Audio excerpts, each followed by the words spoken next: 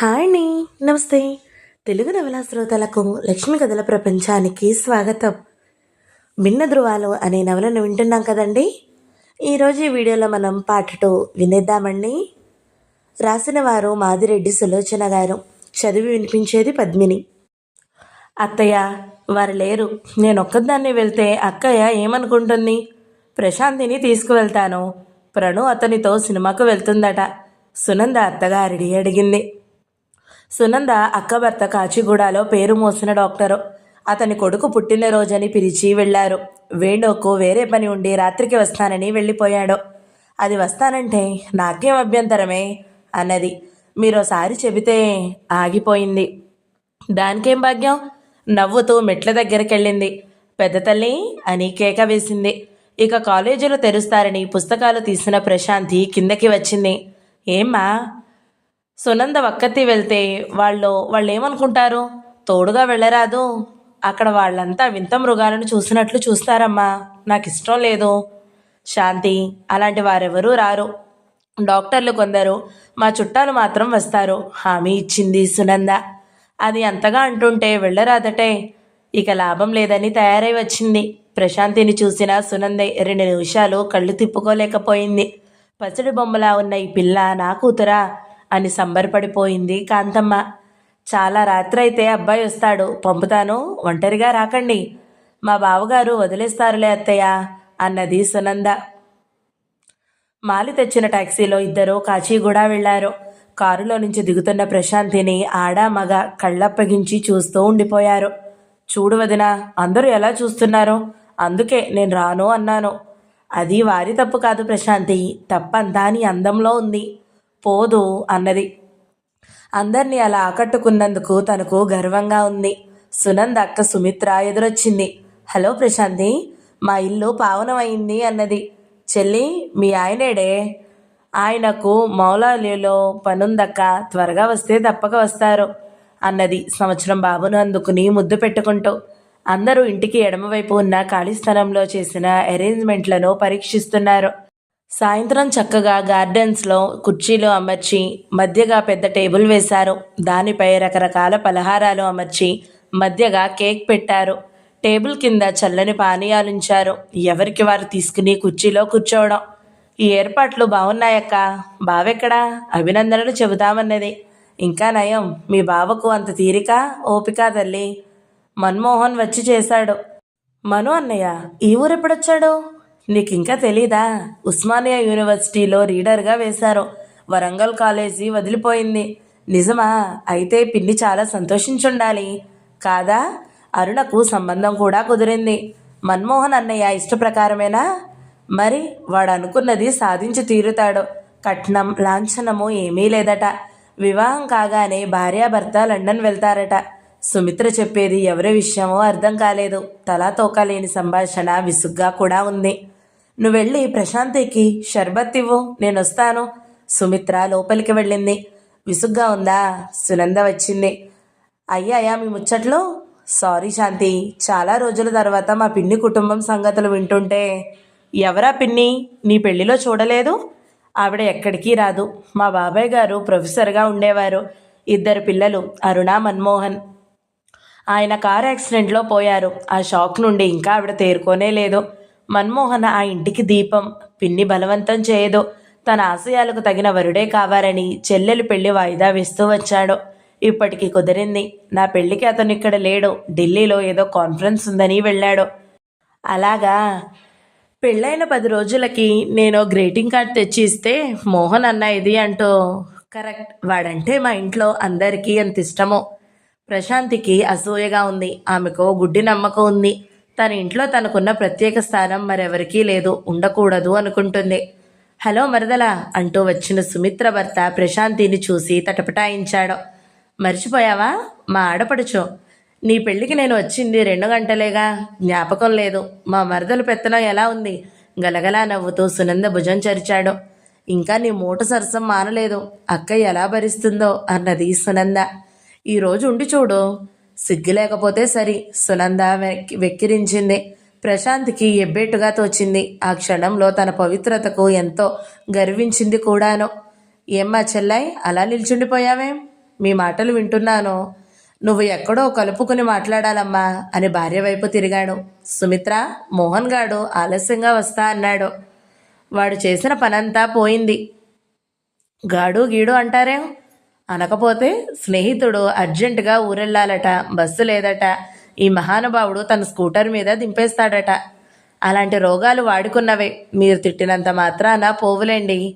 వచ్చిన ప్రతి వాళ్ళు మన్మోహన్ గురించి అడుగుతుంటే ఆ మహాపురుషుడెవరో చూడాలన్న కుతూహలం పెరిగింది ప్రశాంతికి.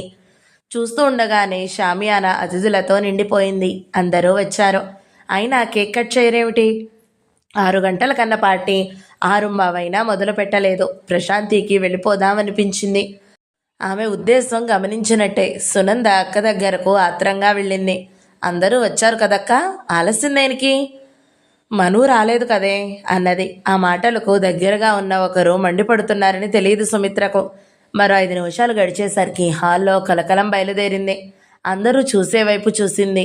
తెల్లని మల్లెపువ్వు వంటి పంచెతో లాల్చీ వేసుకుని వస్తున్నాడో యువకుడు. అతని వెనకాలే తల వంచుకుని చేతిలో గిఫ్ట్ ప్యాకెట్ పట్టుకుని వస్తుందో యువతి. సాధారణంగా ఉన్న ఆ యువతిలో అందచందాలు అందరినీ ఆకర్షిస్తున్నాయి. ఎవరో ఈ పిల్ల నాయకుడు అనుకుంది ప్రశాంతి. ఏమిట్రా ఇంత ఆలస్యం? సుమిత్ర ముఖం వెలిగిపోతుంది. ఏడి మహానుభావుడు మా బావ? ఆలస్యం అవుతుంది, నా కోసం చూడనవసరం లేదు అని ఫోన్ చేశానుగా. అయినా నీకు బుద్ధి లేదు సుమిత్ర. ఇంతమందిని ఇలా ఎదురు చూడబెట్టడం తెలివి తక్కువ. ఏమిటోరా, నువ్వు రాకపోతే తోచలేదు. సుమిత్ర అతను ఒకీడవారే. ప్రశాంతి నవ్వుకుంది. ఈ దోవతి పండితుని కొరకేనా అందరినీ ఇంతసేపు ఆపింది? ఇంతలో సునంద ముందుకు వచ్చింది. నువ్వా నందా? అప్పుడే ఎంత మారిపోయావు? ఏడి నీ ప్రాణేశ్వరుడు? సునంద చేతిని అపురూపంగా పట్టుకున్నాడు. అన్నయ్య, నీ మీద నాకు చాలా కోపంగా ఉందిరా. నీ పెళ్ళికి రాలేదనేనా? ఇక హైదరాబాద్ వచ్చానుగా, రోజూ వస్తాను. మీ ఆయన దర్వానుతో గెంటించే వరకు, సరేనా? అన్నట్టు ఏడి మీ ఆయన? ఆయనకు పని ఉందిలే.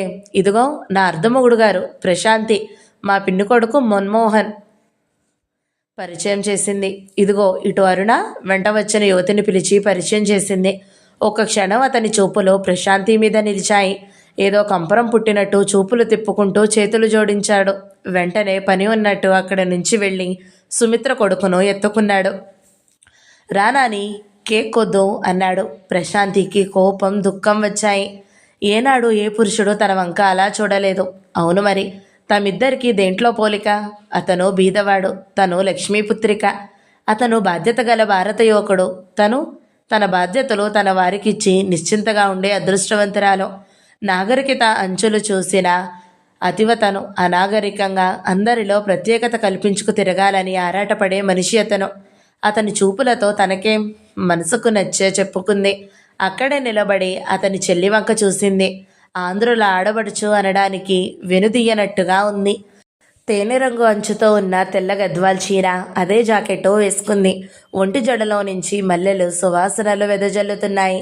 ఒంటి ముత్యపు దిద్దులు, ముత్యాలహారం, చేతులు నిండుగా గాజులున్నాయి. రాశాంతి, సుమిత్ర వచ్చి లాక్కుపోయింది. చక్కగా నానిగాడికి స్నానం చేయించి కొత్త బట్టలు వేసి వాడి ఈడు పిల్లలను పిలిస్తే పార్టీ కాదా బావగారు?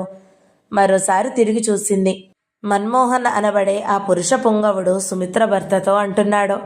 ఆ మాట మీ సుమిత్రకు చెప్పు. కొన్ని విషయాలు పురుషుడి నిర్ణయం అత్యవసరం బావా. అతన్ని కోపాన్ని చూడబోయింది ప్రశాంతి. కానీ మగసిరి ఉట్టిపడే ఆకారం, గంభీరంగా సంగీతంలా వినిపించే గొంతుకు ముగ్ధురాలైపోయింది. తన కోపం మరిచి అతన్నే చూస్తూ ఉండిపోయింది. చప్పట్లు, పాటలు అయ్యాక పార్టీ మొదలైంది. అందరూ పలహారాల మీద దండయాత్ర సాగించారు.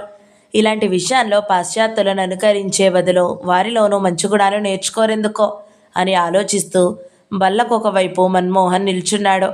ఈ మనిషికింత పొగరేమిటి? అందర్నీ వెర్రెత్తించే అందం నాది, ఒక్కసారి చూడడే. శుకుడా, ఋష్యశృంగుడా అనుకుంటూ ప్రశాంతి మరోవైపు నిలబడింది. ఏమర్రా, మిమ్మల్ని అధునాతన సనాతన కట్టుబొట్టుకు ప్రతినిధులుగా ఎవరు నిలబెట్టారో? పకపకా నవ్వుతూ వచ్చింది సుమిత్ర. అతను ఉలికిపడి ప్రశాంతి వంక చూసి దూరంగా ఉన్న స్నేహితుల దగ్గరకు వెళ్ళిపోయాడు. ప్రశాంతి, సునంద మరికొందరు యువతులున్న చోటికి వెళ్ళింది.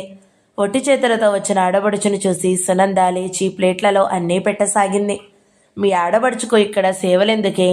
ఎవరో సునందను వెక్కిరించడం ప్రశాంతి చెవుల్లో పడింది. ఇలాంటి పార్టీలంటే అందుకే రాబుద్ది కాదు అనుకుంది. సునంద మాత్రం ఎంతసేపు కనిపెట్టుకుని ఉంటుంది. పుట్టింటి బంధువులతో మైమరిచి మాట్లాడుతుంది. ప్రశాంతి ఒంటరిగా మిగిలిపోయింది.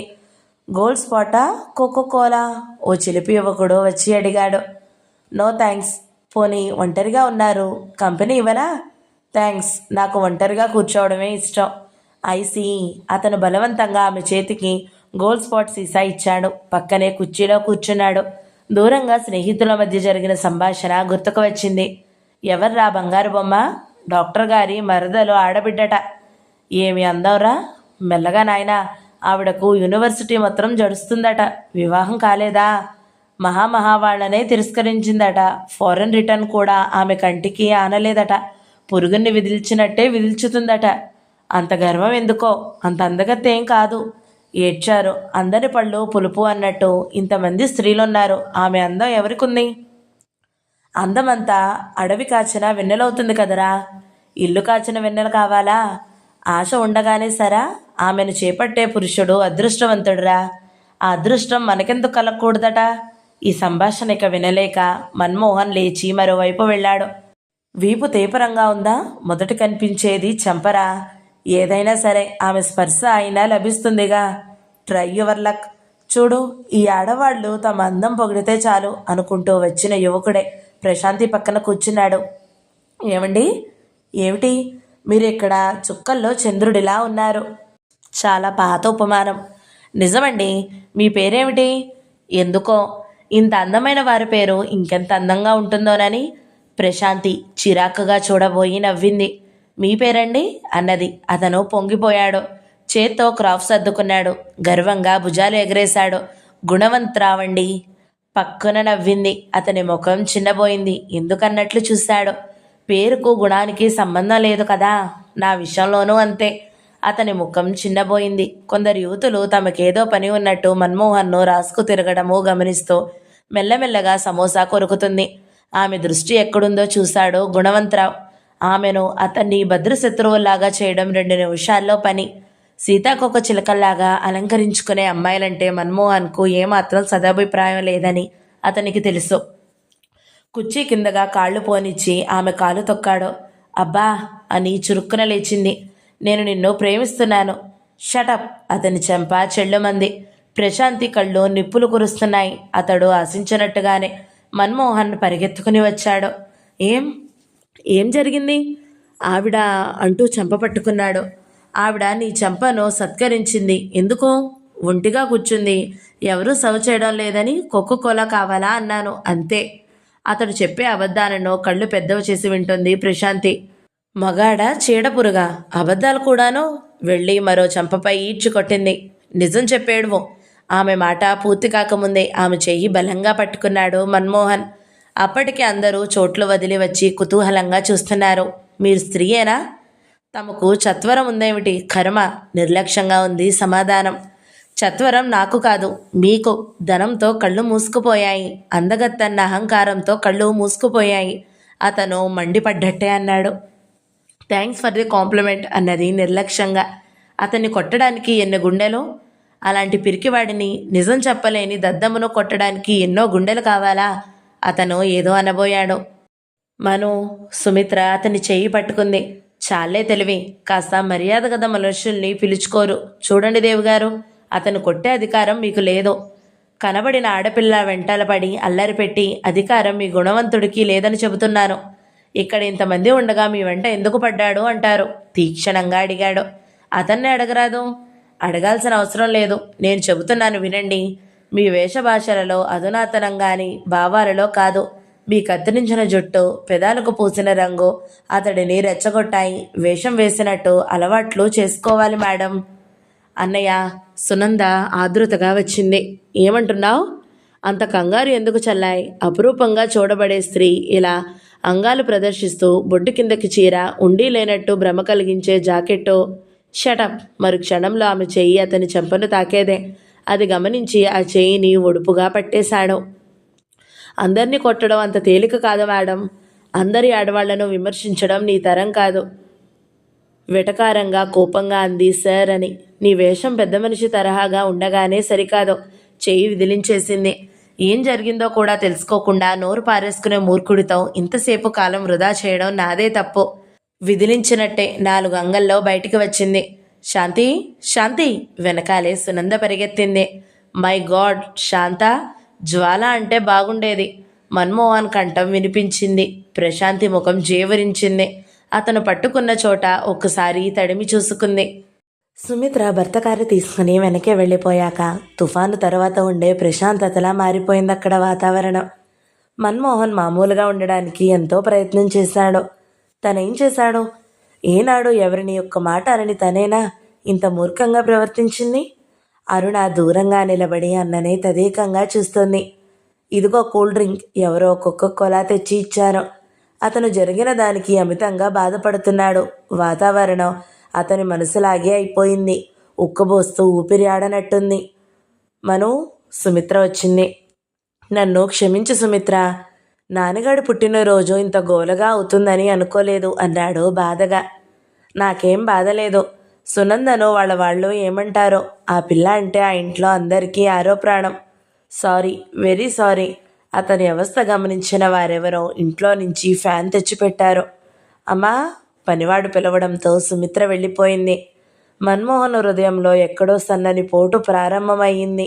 ఇతరుల మాటలు విని తనంత అన్యాయంగా ప్రవర్తించాడు. ఆ అమ్మాయి మగవాళ్లను నీచంగా చూస్తుంది. పురుగులను తీసేసినట్టు తీసేస్తుందని అందరి మాటలు తన మనసులో ఓ వెగుటు భావాన్ని పుట్టించాయి. మూర్ఖులతో కాలం పాడు చేయడం నాదే బుద్ధి తక్కువ అన్న ప్రశాంతి మాటలు అతని చెవుల్లో గింగిరమనసాగాయి. అతను రుమాలతో ముఖం తుడుచుకుని లేచాడు.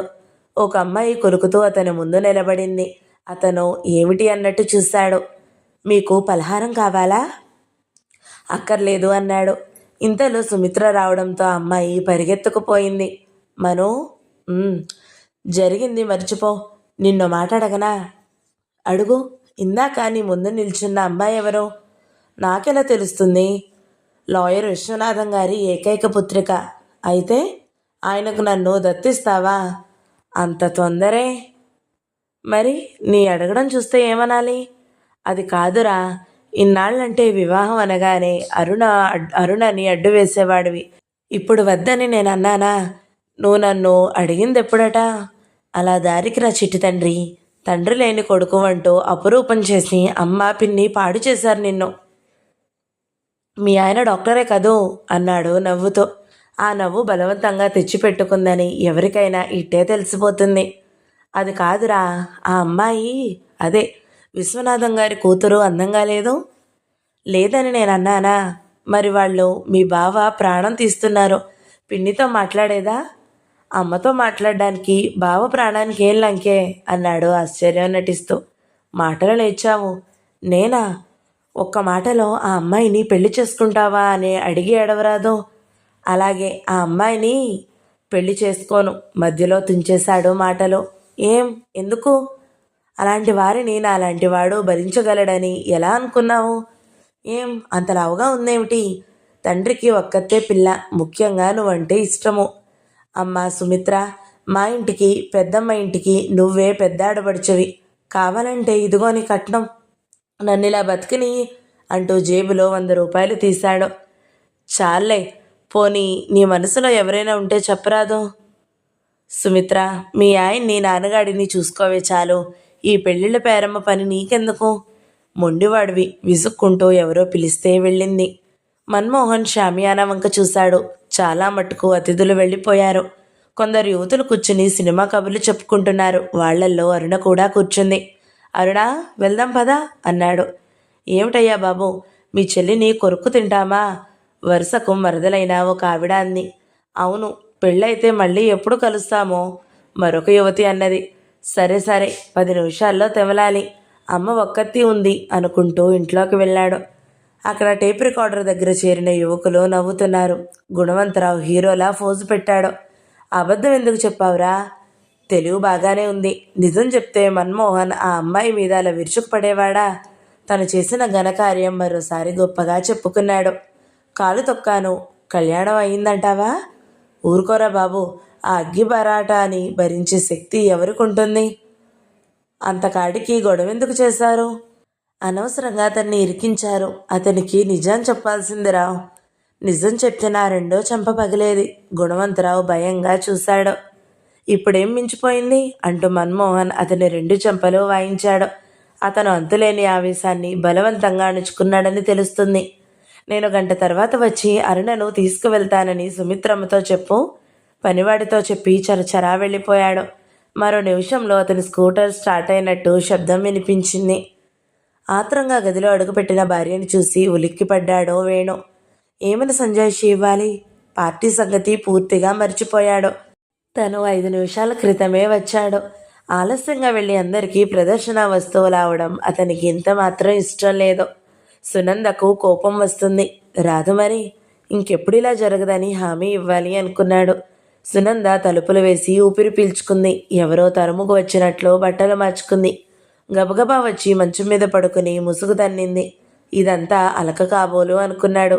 సునీ, నాకు విపరీతమైన తలనొప్పి, నన్ను మాట్లాడించకండి. కోపమా?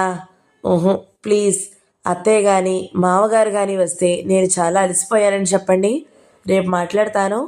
వేణు అర్థం కానట్లు చూశాడు. భార్య ఎంత వణికిపోతుంది. సునీ, అమ్మ నాన్న మన గదికి ఎప్పుడైనా వచ్చారా? ఈరోజు వస్తారు. ఆమెకెంత ఆపుకుందామనుకున్నా దుఃఖం ఆగడం లేదు. అతను గుండెల్లో తలదాచుకుని వెక్కి వెక్కి ఏడ్చింది. సునీ, మతిపోయిందా? ఏం జరిగింది?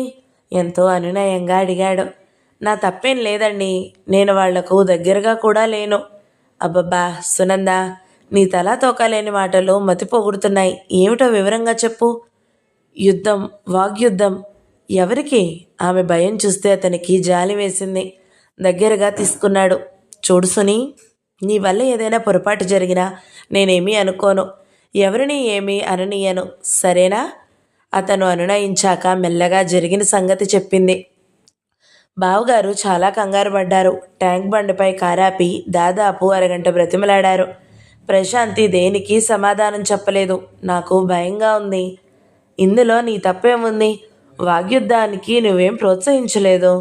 లేకపోతే మాత్రం తల అడ్డంగా తిప్పింది. ప్రశాంతిని బలవంతంగా నేను తీసుకుపోలేదు. నువ్వేం దిగులు పడకో. అమ్మా నాన్న ఏదైనా అన్నా నేను నచ్చి చెప్తాను. ఒకరోజు మీ బంధువులు ఎవరో ప్రశాంతి జీన్స్ను కామెంట్ చేస్తే మావగారు మండిపోయారు. ఇప్పుడే ప్రశాంతిని పిలిచి నాన్నగారి దాకా వెళ్ళొద్దని చెప్పేదా?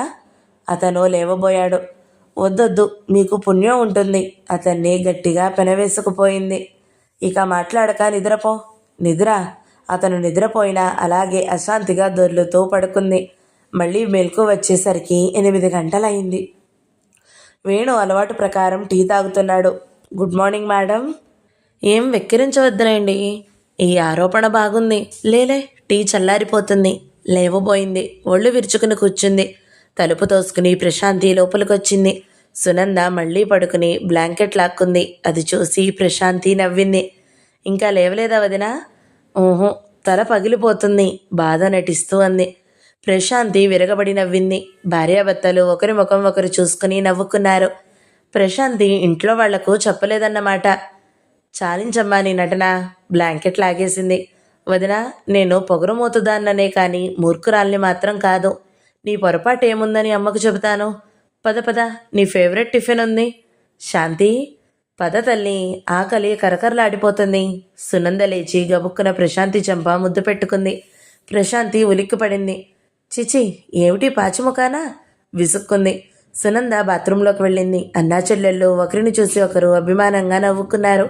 సునంద స్నానం చేసి బొట్టు పెట్టుకుంటూ ప్రశాంతి వంక చూసింది. ఆశ్చర్యంగా గుడ్లు వెళ్ళబెట్టింది. మళ్ళీ ఏం నచ్చింది? ఎప్పుడో వాళ్ళ పెద్దన్న బహుమతి తెచ్చిన నీలం మంచు హ్యాండ్లూమ్ చీర కట్టుకుంది. జుట్టు ఒక దగ్గరికి లాగి బ్యాండ్ కట్టుకుంది. ముందు నుండి చూసిన వారు జడ వేసుకుందనుకుంటారు. లిప్స్టిక్ లేదు, రంగులు లేవు. నుదుట చిన్న నీలం బొట్టు, చేతులకు నీలం గాజులు ఉన్నాయి. అన్నయ్య, ఎందుకైనా మంచిది మీ ఆవిడను మెంటల్ ఆసుపత్రిలో చేర్పించు. అవునవును, నువ్వు ఇలా వీధిలోకి వెళ్ళు, అందరూ మెంటల్ ఆసుపత్రికి వెళ్తారు. ఈరోజు ఓ కొత్త సత్యం తెలిసింది. అందమైన వారు ఏ బట్టలు వేసుకున్నా బాగుంటారని. ఏం రీసెర్చరా తండ్రి, ఇంత జ్ఞానం మొదటే ఉంటే బిఏలో దండయాత్ర చేయకపోదువు. చూడండి, భర్త దిక్కు చూసింది. మీకు పుణ్యం ఉంటుంది. మీ వాగ్యుద్ధంలో పాల్గొనే ఆయుధం నా దగ్గర లేదు. అతను లేచి కిందకి పోయాడు. వదిన మరదళ్ళు ఇద్దరూ నవ్వుతూ మేడ దిగారు. హాల్లో నవ్వుతూ రఘుపతితో మాట్లాడుతున్న వ్యక్తిని చూసి ఇద్దరూ తెల్లబోయారు. నిన్ను చాలాసార్లు చూశాను, మనం బంధువులమని తెలియదోయ్, రఘుపతి సంతోషంగా అంటున్నాడు. అతడు కూతురి వంకకు తిరిగాడు. అదిగో వచ్చింది ప్రశాంతి. మన్మోహన్ వల్ల ఏదో చిన్న పొరపాటు జరిగిందట, క్షమార్పణ చెప్పాలని వచ్చాడమ్మా. సునంద మండిపడ్డట్టు అతని వంక చూస్తుంది. శాంతికి గుండెలు ఎక్కడో కలవరం బయలుదేరింది. ప్రయత్నపూర్వకంగా అణిచిపెట్టింది. చిన్నగా నవ్వుతూ నమస్కరించింది. అప్పుడు తనెంతో మర్యాదగా చేతులు జోడించాడు. ఆ కళ్ళల్లో రాత్రి కనిపించిన జుగుప్స, నిరసన, తీవ్రత ఏం లేవు, స్వచ్ఛంగా ఉన్నాయి.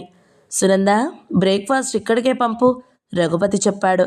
అలాగే నమ్మలేనట్లు మరోసారి తన అన్నగారిని చూస్తూ లోపలికి పోయింది. డైనింగ్ హాల్లో నుండి వేణు బయటికి వచ్చాడు. సారీ మన్మోహన్ గారు, వీళ్ళంతా ఉన్నారు, నాకు టైం అయింది. నోనో, మీరు వెళ్ళిరండి. అతను బట్టలు వేసుకోవడానికి మేడెక్కాడు. అసలు ఇంతకు ఏం జరిగిందో? ఎక్కడికి వెళ్ళినా పార్టీ విశేషాలు చెబుతుంది మా అమ్మాయి. రాత్రి మాట్లాడనే లేదు. ఏం లేదు నాన్న, చిన్న వాదన, సర్దేసింది ప్రశాంతి. ప్రణతి పలహారంతో సునంద వచ్చారు. అందరూ పలహారం చేశారు. మా ఇల్లు చూద్దు రా అన్నయ్య, సునంద పిలిచింది. అందరూ పైకి వెళ్లారు. రఘుపతి పని ఉందన్నట్టు బయటకు వెళ్ళాడు. ఏరా, నన్ను సంసారం చేయని ఇవ్వాలని లేదా? సునంద విరుచుకుపడింది. రాత్రి నేనంత నరకం చూశానని మేము నీకేం అపకారం చేశాము? ప్రశాంతికి నేనంటే అభిమానం కాబట్టి అత్తేదాకా వెళ్ళలేదు. అందుకే కదా ఉదయం లేస్తూనే వచ్చింది. I'm sorry Miss Prashanti, really sorry, క్షమించమంటున్నాను. ఒక్క మాటతో అంటే పోయిందా? 10 మందిలో ఎంత అవమానం. వాళ్ళంతా సత్యసంధుల, ఋష్యశృంగుల. రావు సంగతి నాకు తెలియదా? ఆడపిల్ల కనిపిస్తే ఒళ్ళు కళ్ళు తెలియని విధవ. సునంద, నేనేం చేస్తే నీ కోపం పోతుందో చెప్పు. సునందకు మండిపోయింది. వంగి ప్రశాంతి పాదాలు పట్టుకోమని అనాలనుకుంది. అంతలోకే ప్రశాంతి జవాబిచ్చింది. ఈ పూట ఇక్కడే భోజనం చేసి వెళితే మీ చల్లాయి కోపం పోతుంది అని రాత్రి ఎంత భయపడిందో క్లుప్తంగా చెప్పింది. అతని చిరునవ్వులో చిన్న బాధ వీచిక తొంగి చూసింది. అతను ప్రశాంతి వైపు తిరిగాడు. సునంద సంగతి వదిలేయండి, మీరు మనస్ఫూర్తిగా క్షమించాలి అన్నాడు. మీ గుణవంతుడి ధైర్యానికి మెచ్చుకోవాలి, నా వెనుకైనా నిజం అంగీకరించినందుకు. నిజం చెప్పడం దేనికని అతను నవ్వేశాడు. మీరు విధించిన శిక్ష లాంటిదే ప్రతిసారి విధిస్తే వారంలో 4 పొరపాట్లు చేసి భోజనానికి వస్తాను. తప్పకుండా, కానీ ఈరోజు మాత్రం క్షమించాలి. మా అరుణ వివాహ ముహూర్తం నిర్ణయించడానికి పెద్దలు వస్తున్నారు. అతను అనే తీరుని చూస్తే బలవంతం చేయాలి అనిపించలేదు. ఎందుకో ఇద్దరూ ఒకరిని ఒకరు చూసుకోవడానికి జంకినట్టు ఎటో చూస్తూ మాట్లాడడం ప్రణతి గమనించింది. ఓహో, మీరేదో ప్రోగ్రాం పెట్టుకుని వచ్చారన్నమాట. మళ్ళీ ఎప్పుడొస్తారు? అతను సమాధానం వెంటనే చెప్పలేకపోతే చూపుడు వేలుతో ముక్కు రాసుకుంటూ పెదవి నొక్కిపట్టాడు. సునంద కల్పించుకుంది. వాడు ప్రతి నిమిషము విలువైంది అంటాడు. వస్తే గిస్తే తన చెల్లెలి పెళ్లికి పిలవడానికి వస్తాడు. నిజం, ఆ సంగతే గుర్తుకు రాలేదు. ఇన్విటేషన్ కార్డ్స్ తీసుకుని వస్తానండి. పని ఉంటే తప్ప రారన్నమాట. అతనితో మాట్లాడుతుంటే ప్రశాంతి ముఖంలో ఏదో జీవకళ్ళ సజీవంగా మెరుస్తుందని ప్రణతి పసిగట్టింది. అతను వెళ్ళిపోయాడు. శాంతి తొందరగా బాల్కనీలోకి వెళ్ళి నిలిచింది. పైజామా లాల్చీలో కొంచెం వయసు తగ్గినట్టు కనిపించాడు. అతని స్కూటర్ వెళ్ళిపోయినా అక్కడే నిలిచింది. భిన్న ధృవాలు 2వ భాగం సమాప్తం. ఈ వీడియో మీకు నచ్చినట్లయితే లైక్ చేయండి, షేర్ చేయండి, మంచి కమెంట్ పెట్టండి. ఎవరైనా మొదటిసారి మన ఛానల్ని చూస్తున్నట్లయితే సబ్స్క్రైబ్ చేసుకోండి. Thank you so much for watching. నమస్తే.